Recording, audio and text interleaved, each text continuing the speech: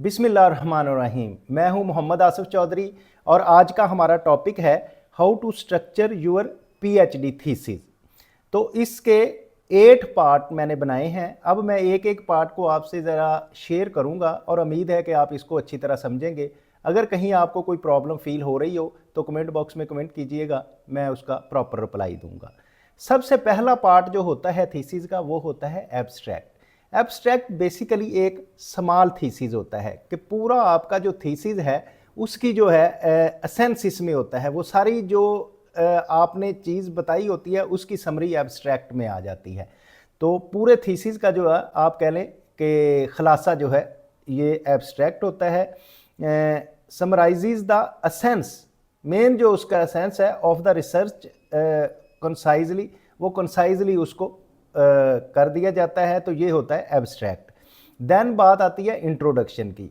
Introduction में आप करते हैं outline the research problem and objectives. जो आपकी बेसिकली रिसर्च प्रॉब्लम होती है उसके बारे में बताया जाता है, फिर उसके ऑब्जेक्टिव्स के बारे में बताया जाता है, फिर उसके जो जब रिजल्ट आ जाता है तो उसमें जो आपकी प्रॉब्लम स्टेटमेंट थी या आपके ऑब्जेक्टिव्स थे तो आपने अचीव कर लिए, उनके बारे में बताया जाता है।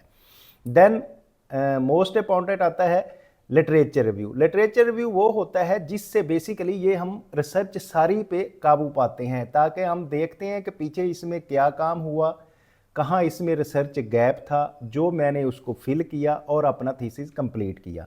तो इस तरह से लिटरेचर रिव्यू में हम डिमॉन्स्ट्रेट करते हैं understandings and the identify the knowledge gap. पहले तो हम अंडरस्टैंडिंग लेते हैं कि क्या चीज़ है और किस तरह से हमने उसको टोटल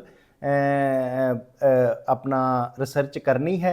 फिर उसके बाद हम जो गैप ढूंढते हैं उस गैप को फिल करने के लिए ये लिटरेचर रिव्यू होता है। लिटरेचर रिव्यू के बाद हमारा आता है फोर्थ पार्ट जो कि मेथडोलॉजी का है, कि हमने रिसर्च करते हुए कौन सी मेथडोलॉजी यूज़ करनी है। उसमें ये हो सकता है कि हम डायरेक्ट मेथड इस्तेमाल कर रहे हैं, इनडायरेक्ट मेथड इस्तेमाल कर रहे हैं, मिक्स मेथड इस्तेमाल कर रहे हैं, डिस्क्रिप्टिव है, एनालिटिकल है, एक्सप्लोरेटरी है, कौन सी रिसर्च है हमारी।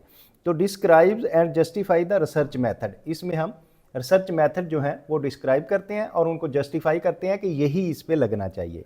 देन हमारी आ जाती है जब मेथडोलॉजी के बाद की फाइंडिंग्स आती हैं, highlights the significant result and their relation to the hypothesis. तो उसमें जो हमारे रिजल्ट्स आते हैं उनको हम अपना जो हाइपोथेसिस डेवलप किया हुआ है उसके साथ उसको मैच करते हैं कि फाइंडिंग हमारी क्या, जो हमारा हाइपोथेसिस था उसको इसने एक्सेप्ट किया या रिजेक्ट किया। ये चीज़ हम की फाइंडिंग्स में देखते हैं। फिर हमारे कुछ एडिशनल रिजल्ट्स हैं। एडिशनल रिजल्ट्स में हमें क्या प्रोवाइड करते हैं, provide the supplementary data supporting the main finding. तो हमें जो हमारी मेन फाइंडिंग्स हुई हैं उसको जो डाटा सपोर्ट करता है वो हमें इसमें सप्लीमेंट्री डाटा मिलता है। देन बात आती है जब हमने सारा उसका प्रॉब्लम स्टेटमेंट बयान कर दी, उसके रिलेटेड हमने लिटरेचर रिव्यू कर लिया, हमने मेथड यूज़ किया, मेथड के बाद हमारे पास रिजल्ट्स आ गए। अब रिजल्ट्स हमारे उससे मिल रहे हैं या नहीं मिल रहे हैं हमारे हाइपोथेसिस से, दे करने के बाद हम आ जाते हैं कंक्लूजन में।